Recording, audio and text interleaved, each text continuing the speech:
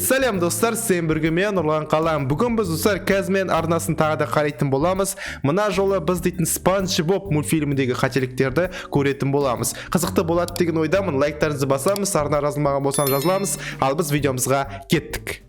Вы готовы, дети? Так, капитан. Я не слышу! Так, точно, капитан.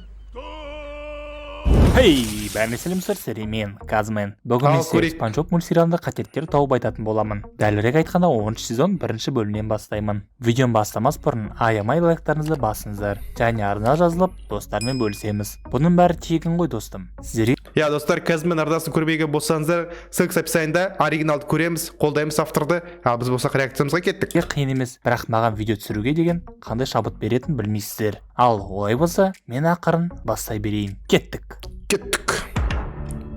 Netflix дейсің да?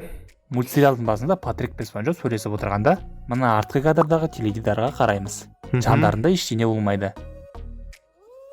Ал жақындатып бізге көрсеткен кезде, сол жағынан петля пайда болғанын көреміз. Ал жақындатып бізге көрсеткен кезде, сол жағынан петля пайда болғанын. Бастан бастап, болған жоқ, достар, Ал петля болған жақындатып жоқ. бізге көрсеткен кезде, сол жағынан петля пайда болғанын көреміз. Қызық. Бірақ Спанч Боб мультфильмде ондай қателіктерді миллион айтуына болады, өйткені Алысқа кетпей осы бұл жерде анимация басты болғасын кейіпкерлердің алдында стакан мен ағаш қиын. жатады. Ал артынан көрсеткенде олар болмайды. Егер сіздерге дұрыс көрінбесе, міне, мына кадрда жақсылап тұрып көрінеді. Қаяқ кетіп қалды екен олар? Олар теледидарды сындырғанда, теледидарда бөлшектер түскенін көреміз. Жауап күте ме? Бірақ қадыр жерде ештеме жоқ. Суретшілер салды ұмыт кетті ме? Спанч Бобта ондайлар толып тұр. Береді. Бірақ Патрик пультті керісінше ұстап тұр. Антеннасы төмен қарап тұр. Ал одан кейін дұрыс ұстап тұр. Егер аударып қойды десеңіздер, жоқ, одан кейін қайтадан төмен қарап тұр.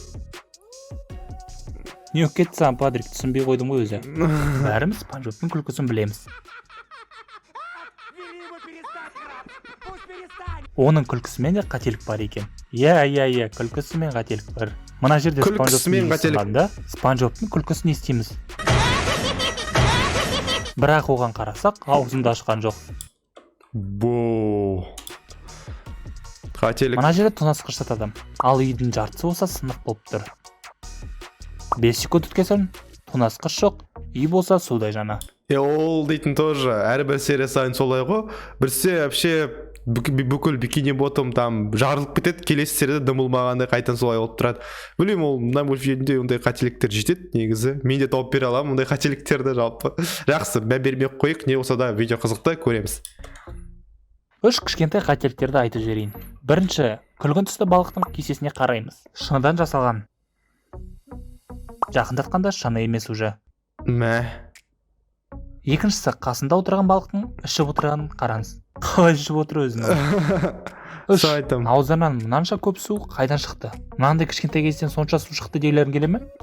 Патрик пультті жерге түсіріп алады.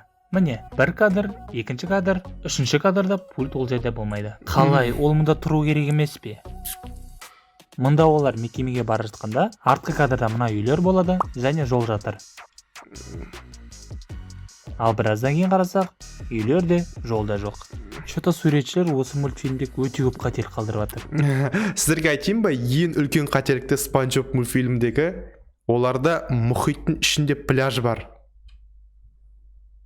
Өзден ойлап қараңдаршы, олар и так судың ішінде тұрады, еще оларда пляж бар.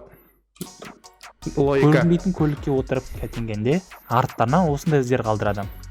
Тоқтағаннан кейін мұнда жоғалады, и мына жерлерде жоғалады.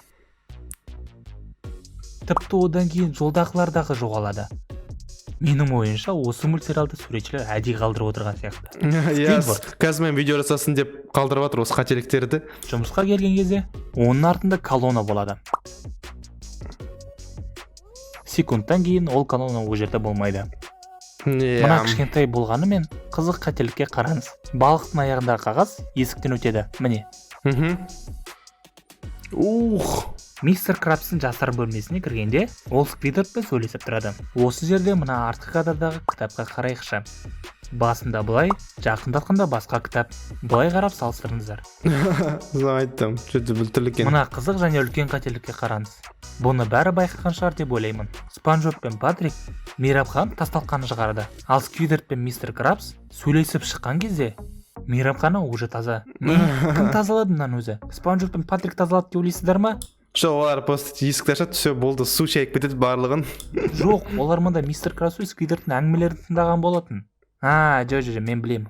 Мистер Пропер көмектескен шығар.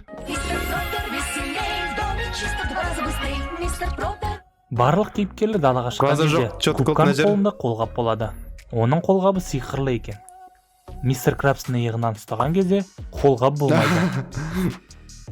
Қолын алғаннан кейін қайтадан қолғабы пайда болады. Қатырады екен аниматорлар. Жарайды, осымен Спанч Боб мультсериалының қателіктері бітті. Сіздерге қатты ұнады деген ойдамын. Ұнаса лайктарыңызды басамыз. Достар, сіздерге де ұнаған шығар деген ойдамын. Қоңыршаны басамыз. Лайк басамыз, қолдаймыз. ВК, WhatsApp, Instagram, анау-мынау. Ну че, достар, осымен қарап болдық. Мен видеоға лайк бастым. Маған ұнады, жалпы Спанч Бобтың қателіктерін іздеу дейтін, мен ойымша бұл дейтін бессмысленно сияқты, яғни мағынасы жоқ сияқты. Өйткені Спанч Бобта қателіктер миллион, просто миллион шайте, бұл 100 сериясы болады Спанч Бобтың қателіктерінен. Бірақ маған өте қызықты, так что мен тағы да күтемін Спанч Бобтың қателіктерді. Мұнда тағы да біреу бар сияқты, қазір көрерміз оны алдағы уақытта. Ал осымен онда аяқтаймын. Сіздерге бір оңалған қалам, кездескенше сау болыңыздар.